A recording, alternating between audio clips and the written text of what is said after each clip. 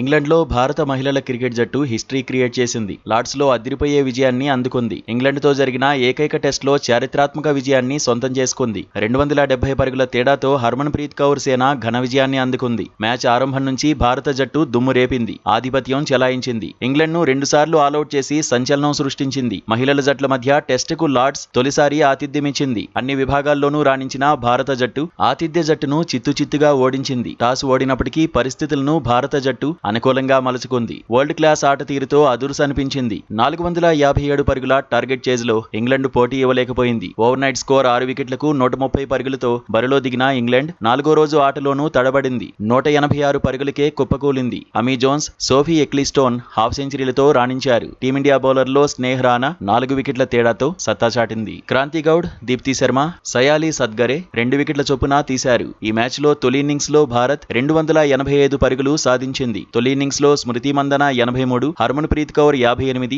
దీప్తి శర్మ 57 పరుగులు చేశారు. ఆ తర్వాత ఆతిథ్య జట్టు చేతులెత్తేసింది. 170 పరుగులకే ఆలౌట్ అయింది. 5 వికెట్లతో క్రాంతి గౌడ్ సత్తా చాటింది. రెండో ఇన్నింగ్స్లో టీమిండియా 7 వికెట్లకు 341 పరుగులు చేసింది. బ్యాటింగ్లో ఎస్తికా భాటియా ఆకట్టుకుంది. లార్డ్స్లో సెంచరీతో చరిత్ర సృష్టించింది. 113 పరుగులతో టీమిండియా విజయంలో కీలకంగా నిలిచింది. రెండో ఇన్నింగ్స్లో స్మృతి మందన, రిచా ఘోష్ హాఫ్ సెంచరీలు సాధించారు. భారత్ భారీ స్కోర్ సాధించడంలో కీలకంగా నిలిచారు.